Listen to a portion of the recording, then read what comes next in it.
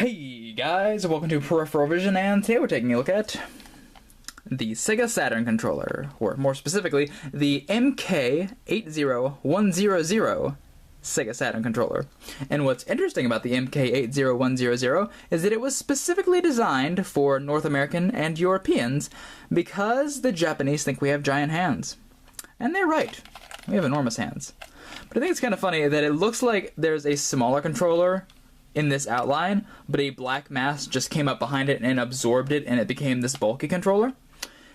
Or at least that's how it works in my imagination, so that's how I'm going to believe it works in real life. So that is the origin of the Sega Saturn controller. But I think we need to cover one thing. One thing that I have an issue with, and it's not the front. I like the front. The buttons are cool. The bottom three bubbled in. The top three bubble out. Start button. Pretty snazzy there. Sega Saturn logo, which I actually really love. I love the Sega Saturn logo. And the D-pad. And you'd think that the D-pad would be the thing I take issue with because I'm such a purist with these stupid D-pads. But I love it. I love that you can, it's this little dimpled in thing, and you put your thumb in and you just sort of pivot to move your direction, whatever. Now that's cool. I like that's actually weirdly comfortable. I think this actually might cause a lot of people to dislike the controller, though. So just a thing, and it's not, the issue isn't on the back either.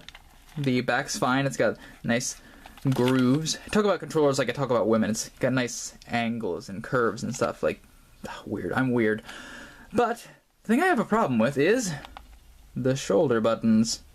And it may not be apparent why if you even notice, these are the shoulder buttons. This gray area is a shoulder button, and they have little grooves themselves, which you're supposed to put your fingers into.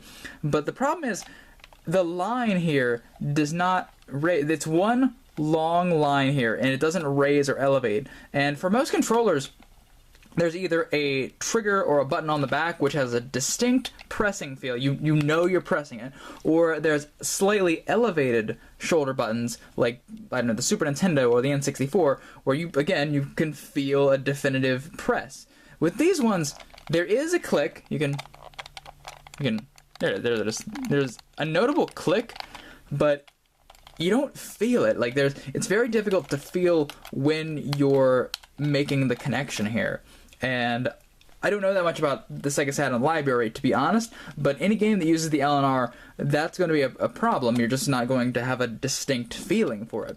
Plus, not to mention the fact, well, I guess it is to mention because I'm mentioning it, but when you're playing, there's a good chance you're just going to accidentally click these a bunch, because when you tense up, you automatically click them. So if there's an LNR thing that functions with that, then you're going to click it.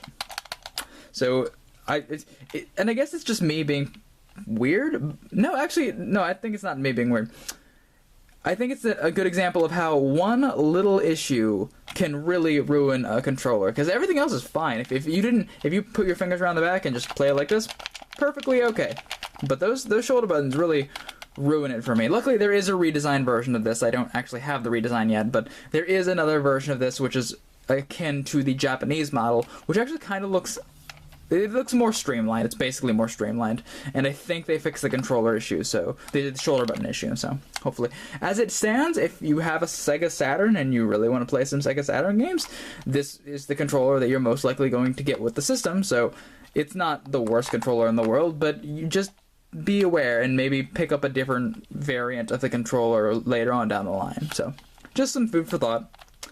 And as always, later days.